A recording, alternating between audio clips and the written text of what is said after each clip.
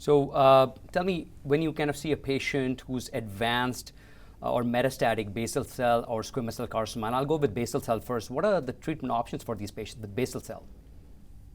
Basal cell carcinoma, and it's pretty much the same for squamous cell carcinoma, 95+% of the tumors are treated with a local therapy that could be surgery such as Mohs surgery or excision. It could be, if it's a smaller lesion, destruction with curettage and either electrodesiccation or cryotherapy. Some of these can be treated if they're extremely thin with topical agents such as imiquimod. So that would be, for example, a superficial basal cell carcinoma. Okay, so tell me, what are the primary treatment options for locally advanced or metastatic squamous cell carcinoma? Right. So the history of treatment for locally advanced or metastatic squamous cell carcinoma has been there's no one standard of therapy. There's been chemotherapy such as platinum agents. There have been epidermal growth factor receptor targeted agents. But there's not been one standard, and there's really never been, until recently, a FDA-approved treatment, a systemic therapy, and that's changed recently. So tell me a little bit about, I'll come to that, but tell me a little bit about what kind of targets can you find? What kind of changes, somatic mutations are found? You said something about EGFR. Basal cell, we know there's hedgehog inhibitors work very well. So could you comment a little bit on what kind of targeted therapy have been employed in clinical trials? What have been successful? What are we looking down the line?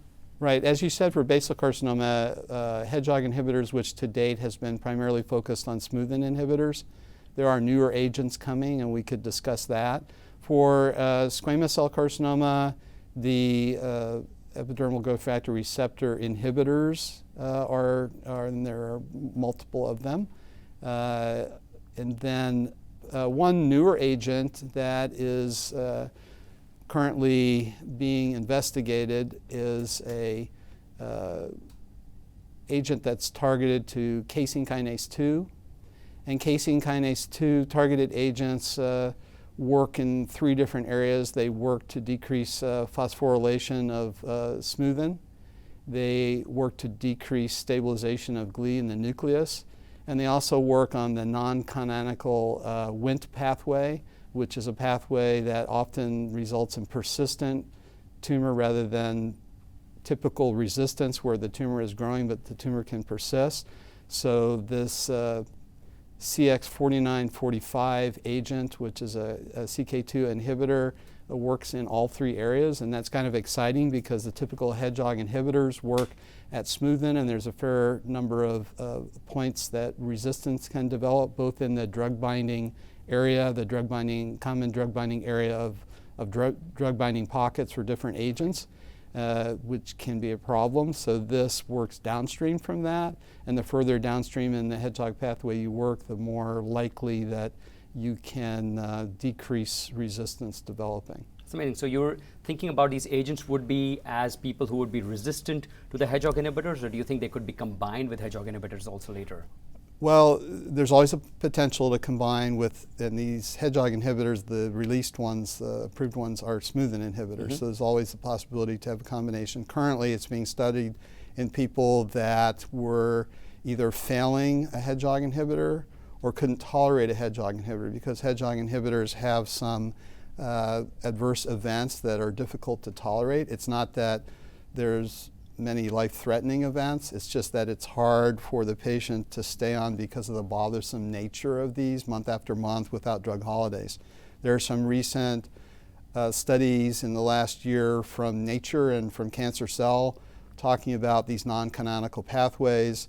They can result in persistent tumor, so tumor that has low cell cycling metabolism. It doesn't really grow, it just doesn't go away, and then as soon as you stop the hedgehog inhibitor, it will grow, and those are challenges. So it's almost like you've got the foot on the neck of the cancer, but if you remove the foot, it starts growing. And I think you mentioned a very important thing in target therapy. It's not just the first month when we look at the maximal tolerated dose, it's the chronic dosing, which can end up being an kind of issue with patients. So normally when you're giving the hedgehog inhibitors, do you do a stop and go, you're going, and then What's your normal Well, it's interesting. clinical- There was a previous study, the Mikey study, that talked about intermittent dosing, and they didn't, in that study, find that resistance was an issue. But the newer papers from 2018, the two Nature papers and the Cancer Cell paper, they pretty much all comment that because of these non-canonical pathways, both Wnt and Notch, that can leave these slower cycling persistent cells, as well as the PI3K mTOR pathway that can crosstalk over to the hedgehog pathway and actually produce some growth, that any amount of drug holiday is kind of a setup for the tumor to start growing. And so the takeaway, trying to reconcile those two, which have different opinions, is that yes, some patients need drug holidays, but you should think twice and only use drug holidays when they just have to be used. Patients, because I did a lot of the research with clinical trials and hedgehog inhibitors, sometimes patients just say, well, you know, you told me I could take a drug holiday, but I'm going to take my drug holidays myself when I feel like it in the future, because they're not afraid that something could happen. But based on this newer literature, I would caution patients to take them, you know, when necessary, but certainly don't take them on some regular frequency until this is reconciled. And always with the advice of your doctor. Like absolutely, always consult your and doctor, letting just don't go- the prescriber know what you're doing, right?